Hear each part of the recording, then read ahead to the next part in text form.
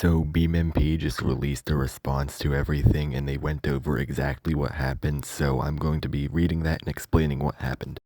And by the way, if you don't know what happened, you should go check the past 2 videos I made. So these guys at BeamMP said, I want to start by saying thank you for the support that we've received by you guys, the community, amidst this difficult time we're navigating.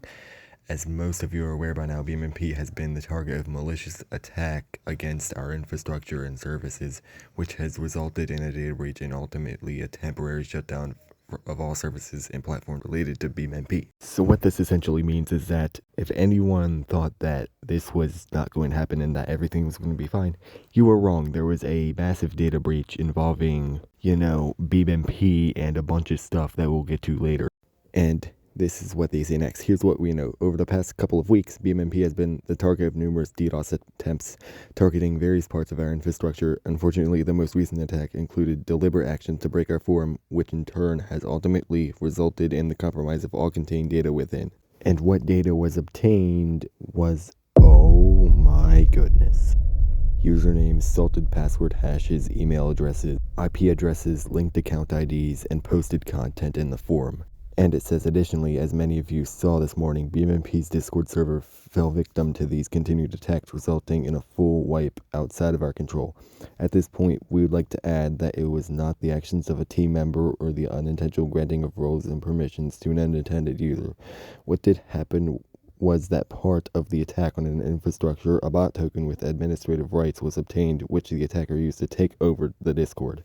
So this is not good at all. So essentially what happened is that hackers have been attacking BeamMP's infrastructure for weeks, and this is not a one and done thing. This is not like a one-time incident. Stuff like this has been happening for weeks and weeks and weeks. And whenever this data breach happened, they obtained a huge amount of stuff, which you can go back in the video and read the descriptions for what that stuff is if you don't understand what it is. And also they managed to compromise the server through a bot that they somehow got the token from.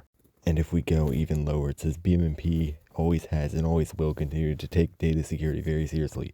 All of our systems are built with security in mind, and user data is protected at the highest possible level, shielded from only those who must have access. As such, this was not a result of a user being granted unintended access, but rather a malicious break-in of our systems where user data is stored.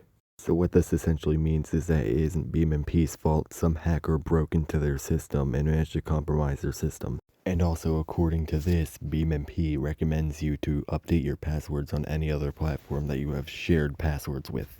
And also, like any other drama, there's rumors, and BeamMP clearly addresses these rumors. People have been making up rumors that the BeamMP launcher was manipulated and served the public a virus, and apparently that is false. And they encourage people to follow the steps outlined in a post to verify that the launcher is an officially released version, which you can read right over here. These are the steps. And what they're doing next is that they're working around the clock to return the user experience back to normal as soon as possible. In doing so, they're working to get a minimally capable system back in place for player use as soon as possible. At this time, we're looking for this to go live within the next 24 hours.